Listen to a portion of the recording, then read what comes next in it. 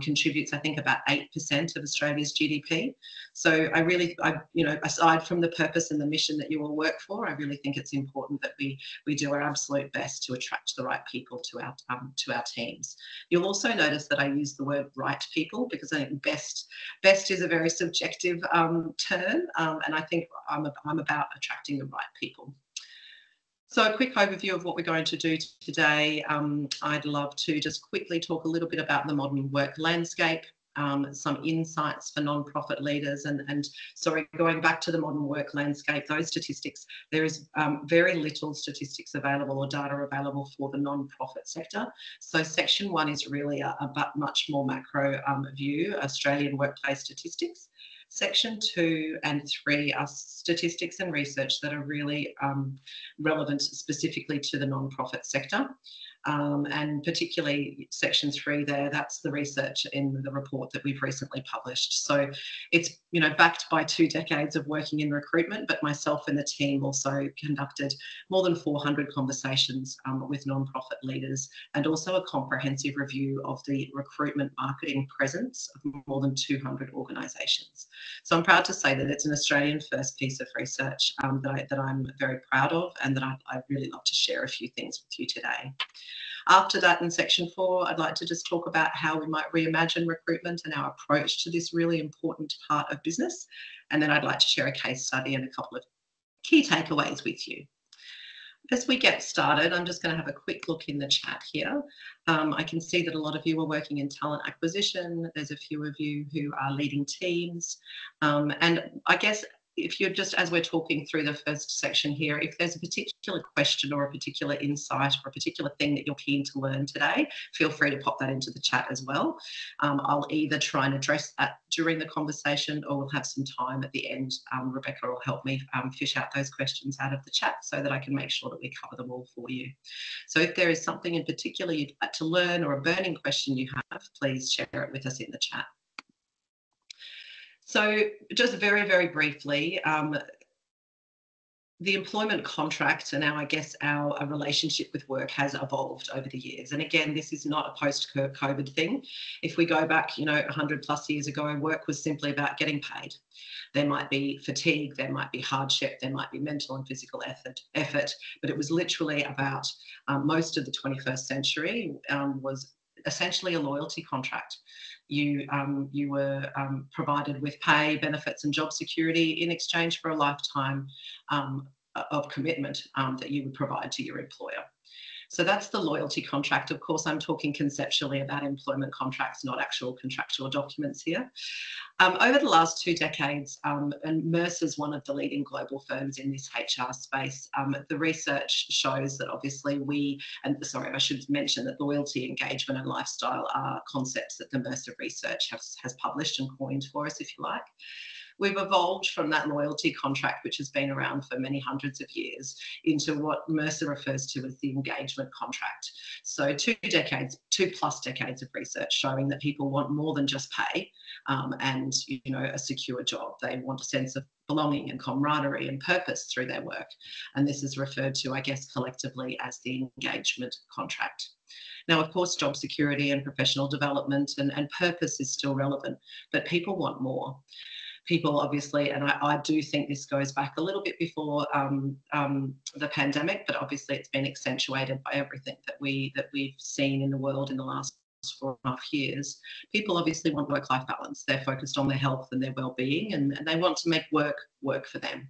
And that is what we refer to as the lifestyle contract. Now, if you take that evolution into account alongside these Australian workplace statistics, we get a really powerful picture of what I refer to as the era of talent. So the first point there, 4 in 10 employers report recruitment difficulties. That's Australian HR Institute research. I can see quite a few of you work in the people and culture space. So you may have seen the Australian quarterly, the ARI Quarterly Australian Work Outlook published every quarter. 4 in 10 is an average across 2023. Now, the second point is actually research that's been done by the Federal Department of Employment. and it varies month on month, and it's certainly that percentage of 45% was up around 55% in 2022. So those pressures have eased a little bit, but we're still sitting at 45% of employers cannot fill a job within 1 month. We'll come back to sort of time to fill shortly. Average turnover in the Australian workforce for the quarter that ended in March is 15%, and at least 1 in 3 employers report turnover of 20% or above. Now, just for context, if we think about the size of the non-profit sector, 15% is 195 new employees that you need to, you collectively as a sector need to find each year. So again, pulling all of these insights into the overall picture, the competition for talent and the need to recruit is not going away. And if I jump ahead down to the second last point there, average tenure, and this is data compared 2023 to 2013, average tenure is less than half of what it was in Australia a decade ago, 7 years ago in 2013, and 3 years and 4 months in 2023. So needless to say, shorter tenure is not a trend. Competition has eased a little bit and recruitment difficulty has eased a little bit, but we are still in what I refer to as the era of talent. The next section I'd like to talk you through is just a very top line review of some of the insights that we gathered through our research, and these are specifically for the not-for-profit sector. Aside from change and all of the challenges during and post the pandemic, we obviously have a skills shortage, very, very well documented. And this PwC research specifically with non-profit CEOs in Australia and New Zealand showed that 75% reported adverse impacts on their organisation and operations because of that skills shortage. So that's a really powerful, statistic, and it's specific to Australia and New Zealand, and it's specific to the non-profit sector. So if you and the teams that you support are, finding recruitment challenging or really feeling the pinch of the skills shortage, you're certainly not alone. Now, what I'd like to do, you may have already popped this in the chat based on my last question, but I'd also like you to think about, as we're going through this section, and perhaps share with me if you're willing, aside from this skills shortage, what are some of the key challenges that your organisation experiences in terms of talent broadly, and it might not be recruitment, but also when it comes to recruitment, what are the specific challenges that you've experienced outside of the skills shortage? And they may be related or they may be completely different. So feel free to fire away in the chat box and I'll have a look as we're going through. Look, the most obvious one is competition for talent. And as I said, I don't think this competition is ever going to completely go away. It will go up and down, and quite often, as you can imagine, and I'm sure those of you who work in talent, you get asked the same question. The most common question I get asked is, what's the market like? And I'll circle back to that. It's an important question, but it's not the be all and end all, because the number one, theme that came out of our research with non-profit leaders is that there is still quite intense competition for talent. So when we ask the question, that I just asked you, what is the, what talent challenges does your organisation face? 63% actually use the word competition, and a little over a quarter, I think it was 26%, reported that they had lost a preferred candidate to another job offer. And this research, just to recap, was done during the latter part of 2023 and early 2024. The second theme out of our research is also one that's very topical and well documented: increased salary expectations. I like to, a little bit flippantly, refer to the years of 2021 and 2022 as the Wild West. If anyone was hiring during those times, we know how hard it was, and there was some pretty silly money being thrown around. The peak of those difficulties are over, but 34% of non-profit leaders told us that they believe they struggle to offer competitive salaries. Now, of course, there is this ethos of response. There's this important factor, I guess, in the sector about the responsible use of funds, whether you're government funded, donor funded, or whatever your revenue channels are. But then I guess that is a little bit at odds with the ethos of paying what it takes to make sure that you get the best possible talent and the right people in your team. And of course, we know that the non-monetary aspects of your employment offer really matter as well. The third theme out of our research was low brand recognition. Now, we work with nonprofits of all sizes. We work with, very large organisations like some of you work for that already have talent teams. And then we work with a lot of small organisations that don't have, someone in talent and may only have one person in people and culture.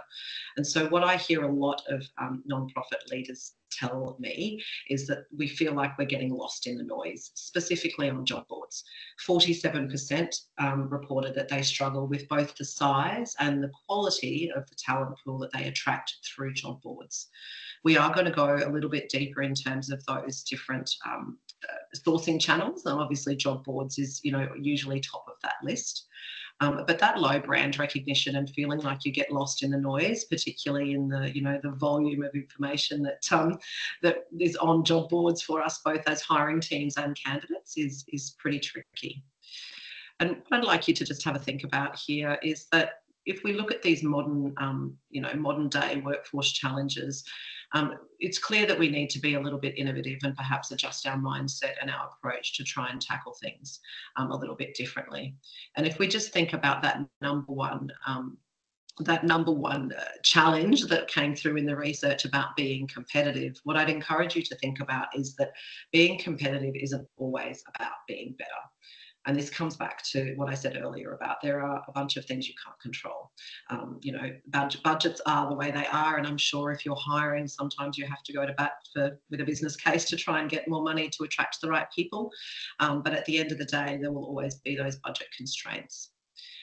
Now, I'll just have a quick look at some of the questions in the chat now to see if there's anything that, if it's not covered in the content that I've already prepared, we'll be able to circle back to it towards the end. Christine's mentioned that location can be a challenge. Jenny's mentioned that the length of time it takes to onboard a new staff member. There's also a mention about expectations from working from home, salary and competing with other larger employers, and people wanting to work from home, finding niche skills in a tight market, and difficulty finding identified roles for an Aboriginal focused role.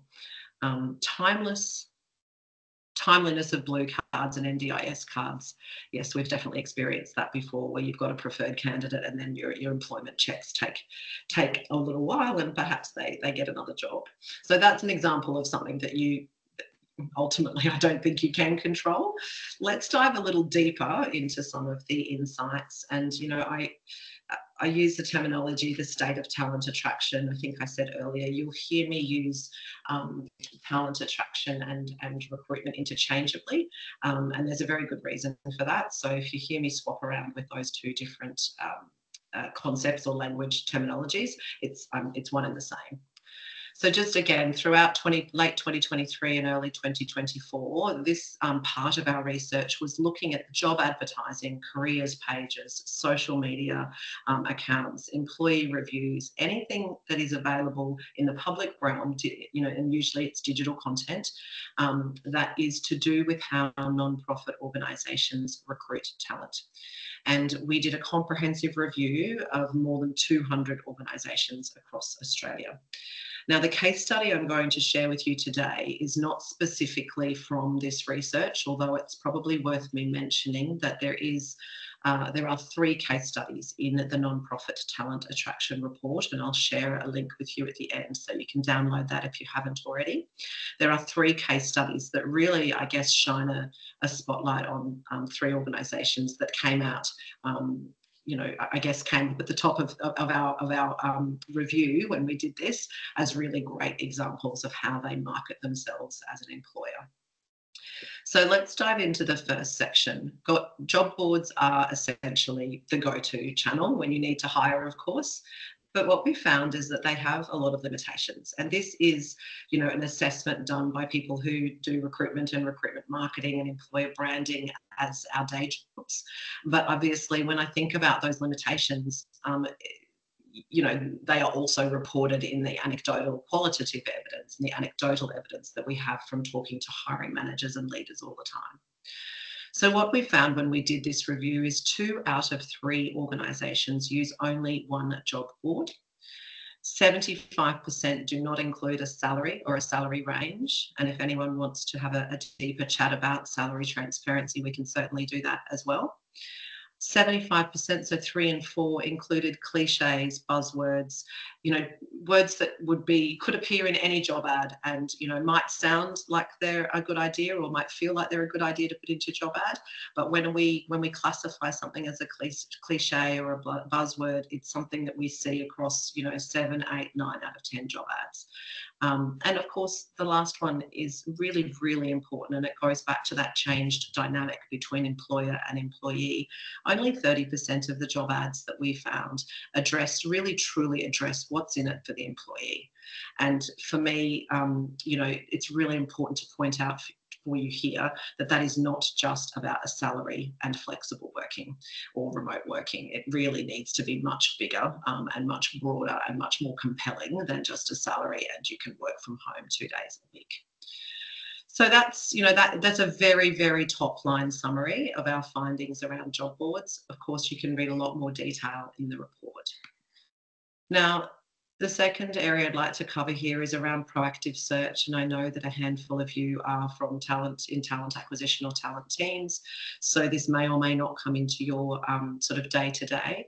When we asked people on culture, leaders and some of the organisations, it was the CEO or a general manager, if they use the search functionality on Seek or if they use LinkedIn as a search tool, only 30% said they did. And then, of course, it's not surprising to learn that then only 10% of organisations have hired someone through what we refer to as proactive search. It's essentially the same as headhunting, but it's something that is not, headhunting as a recruitment method is certainly not something that is exclusive to headhunting firms, if you like. So that's just an interesting insight about being proactive, and it links into the other themes that we're going to talk about today in terms of what the other channels are that you can use to attract the right talent to your teams. Perhaps one of the most surprising findings in our research was about the careers page.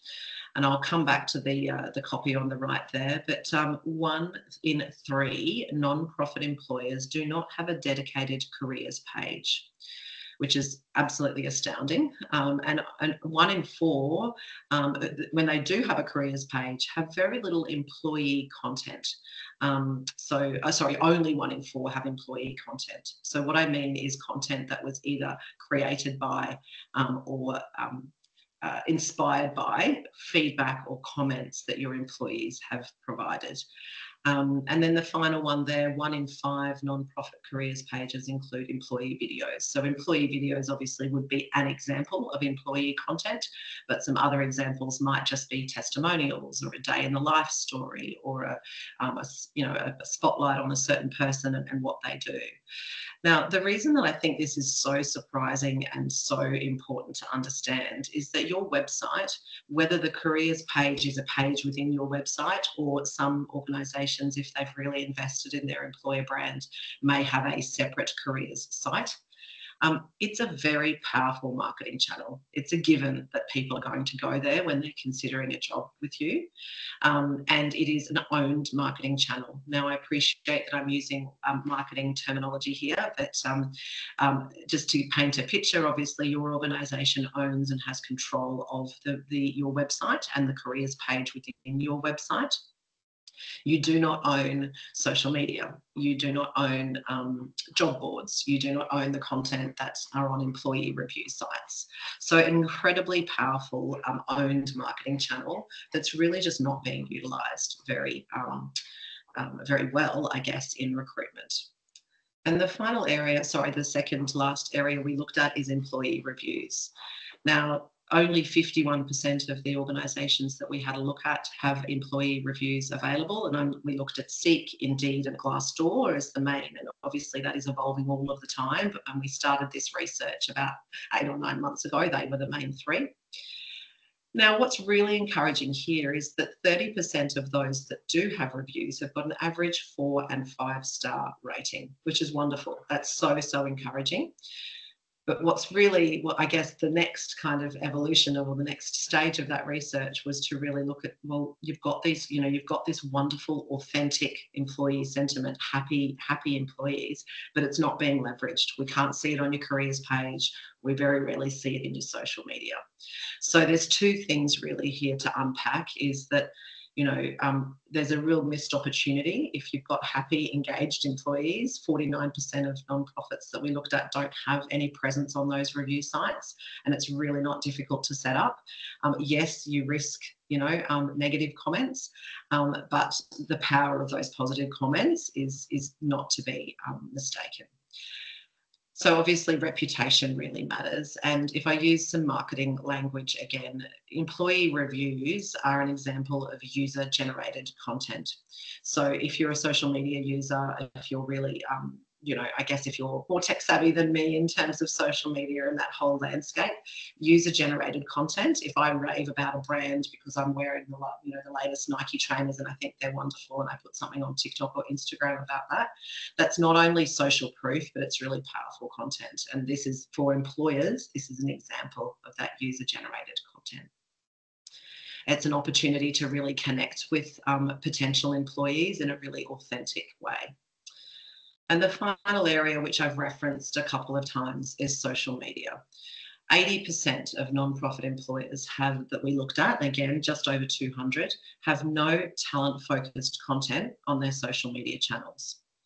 Now, I know this is a tricky one because probably, your social media channels are about promoting your brand and, building engagement with donors and potential donors.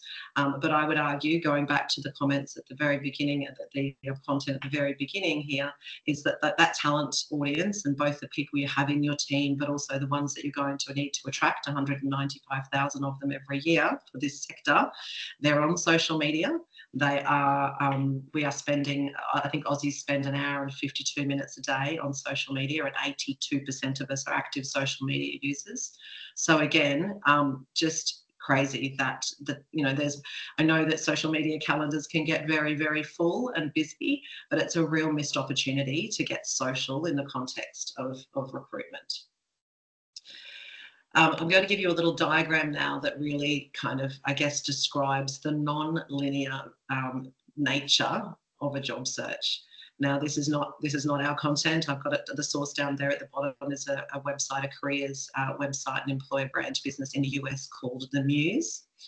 Obviously, back in the day, and you could probably add an earlier, depending on how old you are and how long you've been in the workforce, you could add an even earlier version of this where you saw a job in the Saturday paper and you applied.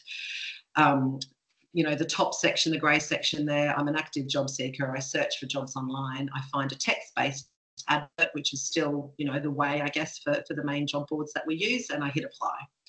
Today's job search is incredibly more complicated than that, and certainly not a linear journey. You can see, I won't go into it there, and that's in the report if you wanted to have a look at that, unpack that a little bit more with your teams.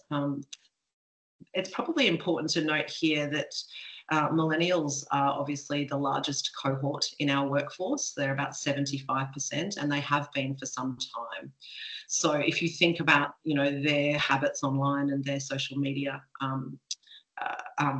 the way they use social media, this pink section here, today's job search, makes a lot of sense. And that's why it's so important for us to really think about recruitment in a different way. So I guess the journey I'm trying to take you on here is to consider this visual and what today's job search looks like in the context of the insights that we've got from the Australian work landscape and the workplace statistics, as well as those challenges that non-profit leaders shared with us during the research. And so really what I'd like us to do is to think about, to reimagine recruitment and to bring ourselves with, bring ourselves in line with the modern work landscape, the digital landscape, the fact that 75% of our workforce are millennials, and really adopt a new mindset to try and tackle these talent challenges. And that new mindset is really about that's where the idea of Hearts and Minds and the title for this webinar came. I want you to think about recruitment not as a process, but as an opportunity to upgrade and transform your organisations.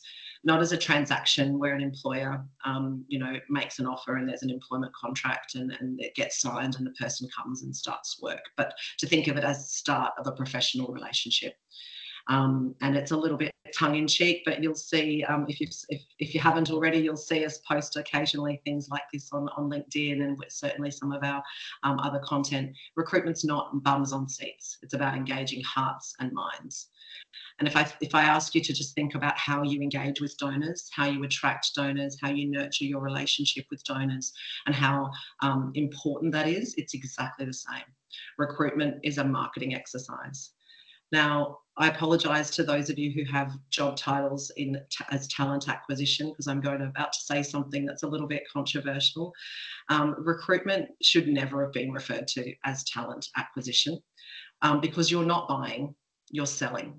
Employers do not acquire talent. Recruitment is a selling activity. Our job is to persuade people, to move them to take action and to win hearts and minds.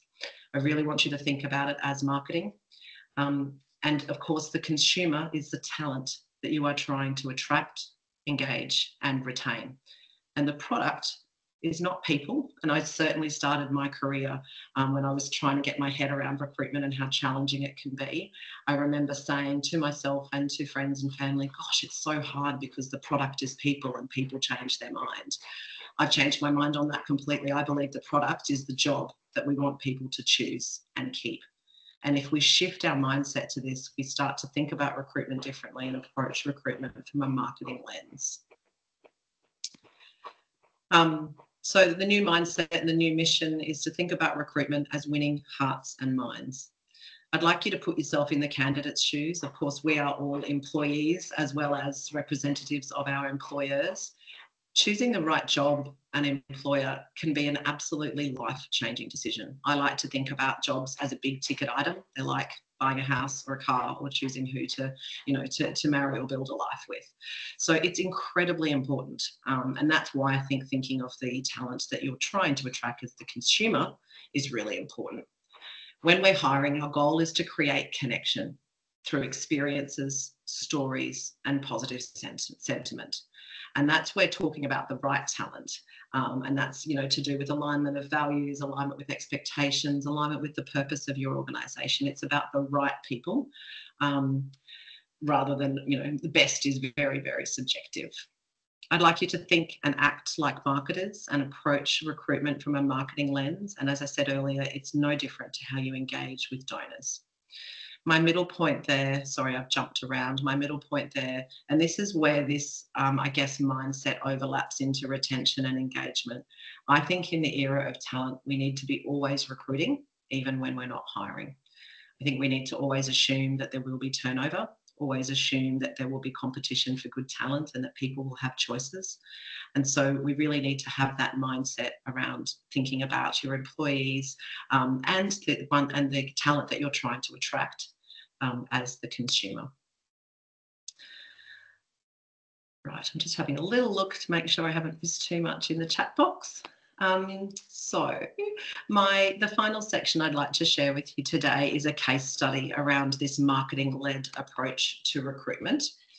Can I just check, has anyone got any questions about what I've discussed so far in terms of recruitment, the recruitment-led approach to marketing? I hope the case study will be helpful and demonstrate what I'm talking about. But is there any questions or anything specifically about that marketing-led approach that anyone has?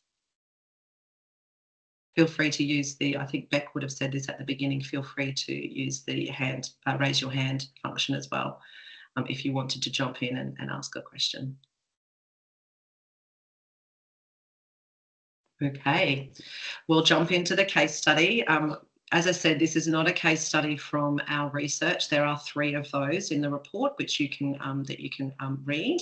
We've put 3 Australian nonprofits in the spotlight against those criteria that we just talked through.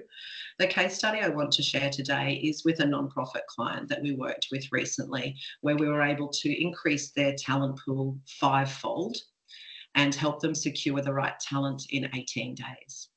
Now, when we share this kind of content, when we have shared this kind of content through our social media and in blog posts and email market, our EDMs in the past, I've had a couple of questions. So just to be really, really clear how we, I guess, how we're measuring that time in terms of time to fill is from when we take the brief. So you as a talent partner, you take the brief from the hiring manager or the CEO to when we get a signed contract.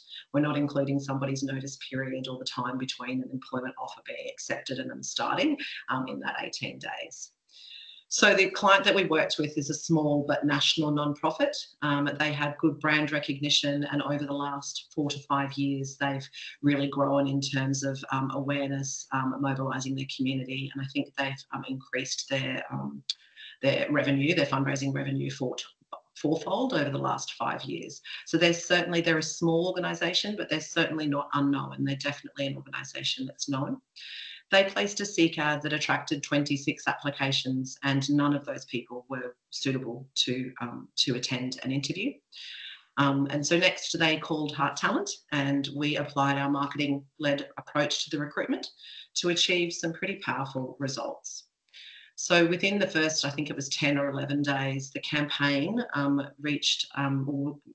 achieved engagement of more than 1,800 people, and that is engagements, not impressions. Our proactive outreach or headhunting efforts, we got 1 in 3 people respond.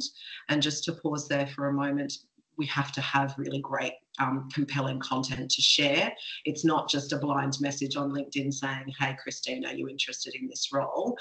We make sure we've already got that marketing material in market before we start. So that 1 in 3, I don't know, I'd love to hear if anyone's got any sort of metrics to share, but generally we find we only get probably 1 in 10 or maybe 1 in 15 responds. So that was an exceptionally good response to have a third of people respond to our outreach. CTR stands for click-through rate. So again, I'm using some marketing language here. An average click-through rate without taking into consideration industry is usually about 4 to 6%. So we got an average 7.25 click-through rate, meaning that I didn't just look at it, I clicked through and had a little read. And that click-through rate is an average across all of the platforms that we used. For this particular campaign, we did have ads on 3 different job boards, and we also placed content on 2 different social media channels completely separate to the job boards. Within that 10 or 11 days, which was the beginning of the search process, we attracted 139 applicants. We all know it's about quality, not quantity. So just to give you some context there were at least 20 applicants out of that 139 that were worth us speaking to. So 20 people from 0 to 20, but also from a talent pool of 26 to nearly 140. We managed to work through the rest of the process and help this particular CEO secure the right talent for her team in 18 days. Sometimes it's, that's our average time to fill is about 23 days. Sometimes it's sort of, 12 or 14 if it's a really specific search and we're really great at our marketing. But anywhere in that 18 to 25 range is still much, much faster than average. So what does that look like in action? I'm conscious that these screenshots might be a little bit tricky to read. I think I can zoom in if you need me to, but can I just get a take from you? Is the black and white copy on screen big enough to read? Yeah, thank you. So what does that look like in action? Audience-centric job ad copy. We've all seen it, both, and I'm sure we've all published it as well, but particularly if you look at most job ads on job boards, they start with a blurb about the company. That's not the way to attract the right people. If your brand is on the ad, then I can go and look at your website and read that content. What we need to have is audience-centric direct response copy. And if anyone's worked in fundraising or with fundraising teams, that's absolutely a technique that you use in direct mail and appeal fundraising. Direct response copy that specifically speaks to the ideal person that you are trying to attract. The bottom of the screen, we've got a description of purpose. What's the organisation? In this case, it was a branded ad, so they could see the name of the organisation. But even if, even if you don't want to put the brand on your ad, and quite often we find that when we need to put the salary on, or we agree to put the salary on, a client or a hiring team will ask us to take the brand off, which is fine. But there's still a way to describe your organisation and its purpose in a really compelling way. And possibly what's even more important is that the offer, and this copy here, what's on offer, does not appear at the bottom of our job ads. It appears within the first 1/3 of our job ads, because this is a marketing exercise and the people that you are trying to attract are essentially the consumer. So we've got audience-centric copy, description of purpose, and a really compelling offer that I don't have to read to the bottom of the ad to see. When it comes to social media, we do a number of different things. We can either do carousels and sliders or videos. Sometimes we use employee content if it's available. Obviously, it's not available in a lot of cases, but we make sure that we're publishing content across multiple different social media channels completely independently of the job ads. So that's it in a nutshell. I'm happy to walk through something like that in a little bit more detail if anyone wanted to. But that is kind of the key aspects of the recipe, if you like. And finally, I guess just some really simple tips to get you started. And as I said, I will share some links in my second last slide to some downloads, some free downloads. But just really simple steps to get you started if you haven't already done this. Review your job ads, have a look at your careers page. Talk to your marketing team about whether, there can be social media content that speaks to a talent audience. And it doesn't have to be about a job. It can be about, highlighting the work of one of your employees or one of your teams. Have a look at employee review sites. Yes, there's a risk that you're going to get negative reviews, but essentially, that is the case in any part of life. I think it's important to have a presence on those. Is the content that you're publishing engaging, and does it inspire action? Going back to the title of our webinar, it's about engaging hearts and minds, just like you need to engage with donors and potential donors. And then my second tip would be to just really know your offer. Can you really truly articulate your employee value proposition? Now, I decided not to delve too deep into EVP today because although it's very closely related to everything that we're talking about, it's a whole nother topic and a whole nother webinar. But what I'd encourage you to do, if you haven't already, is to really take a really, hard look at, is it compelling? Is it authentic? Is it attracting the people that you want to have in your team? Not just a bum on a seat or a person who needs a job. Now, there's lots of content that you can grab on the Heart website, or I'm happy to have a chat to you about what that EVP needs to look like. But what I would say to you is just the modern EVP and the real EVP is much more than a list of benefits. The definition that we use is that it's an ecosystem of support, recognition, and the value that an employer provides to employees. It needs to be authentic, it needs to be compelling, and ideally it's evidence-based, which means it's based on research that you do with your employees. And just as an aside, we've done this process with a number of different clients over the last 12 months. Those insights and that evidence comes from much more in-depth research than a survey. The EVP is what your people appreciate, what they value, why they choose to work for your organisation, and why they stay. So yes, it includes a list of benefits and a competitive salary and salary packaging and a day off for your birthday and bring your dog to work or whatever that might look like, but it's deeper than that. And so, as I said, you can read, I'm happy to chat to anyone about it. We haven't done a webinar on EVP development, but we might do that later in the year or early next year. But yeah, there's a lot more content both in the report that you can download and also on the Heart Talent website about that. Beck has got these two links that she can drop into the chat for you to grab. I don't know if the second one's very useful, Beck, because it doesn't have the URL, but hopefully you can copy and paste it. The first one is just a really quick, simple one-page download about being competitive in the era of talent. And then the second one is a link to download the NFP Talent Attraction Report, which is the research that I've been referring to today. So that is me. I'd love to try and address some of the questions that you have popped into the chat. And there are my contact details if anyone wanted to have a follow-up conversation or had any more questions about anything that we've covered today. I'm sorry you can't see me, but you'll see me all over LinkedIn in video and in still form if you want to see the face behind the talking head. If no one has any questions, or even while you're thinking of questions, I would love, for Queensland Gives purposes, if anyone would like to turn on their cameras, barring Cynthia who can't, I'd love to take a little snap to put on our social media. Just a few smiling faces would be nice to show that there were some people listening to Cynthia today. So I'm just going to shut down the chat. Thank you, ladies. Appreciate you coming online. It's nice to see you still there. I left my face online so Cynthia could see there was someone listening. It's quite tricky sometimes listening when there's only initials. So it'd be nice to have a little picky. I'm going to turn off the chat. Do you want to put a different slide on, Cynthia? Or I mean, that one's fine, but maybe one you had with a quote or something might be quite fun to. Yeah, okay, yep. Just so that I can do that. And I also just wanted to, in case you didn't see, thank you. In case you didn't see in my chat, I have recorded this with a transcript.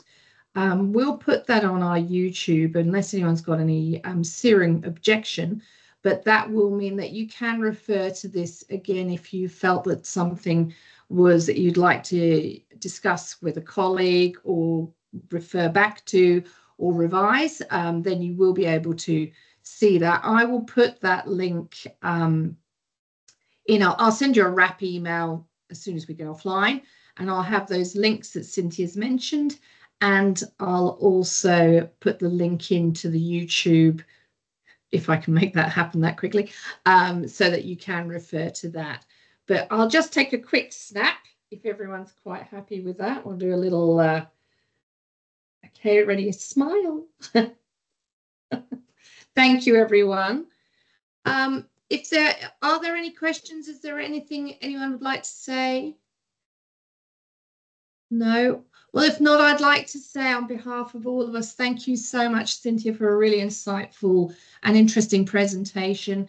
My career started out as marketing a recruitment company, so it's really interesting to hear how that has shifted. I found that very interesting indeed to talk about how you are now selling the job, because I've always felt, being old school, that the candidate was always trying to win the job, and it's been quite, that you are in the hands of the employer. So I'm sure everyone else found that there's been quite some development there. Thank you, everyone, for joining us. Please do connect to us. Cynthia, I'm sure, would love to hear from you. Her details will be in the email, so feel free to connect with Cynthia. And otherwise, thank you for joining us. Thanks, everyone. Nice to see you all. Thank you. Bye-bye. Great. Wow. Well done, Cynthia. It's just you and me again. Is it? I can still see all of the other windows. So, oh my goodness. Oh no, we've just you and me in this now. So that was, my pleasure. It's actually easier for me to not. It's easier for me to not see myself. Hang on, I'm going to stop recording now before we say anything. Stop recording. Stop.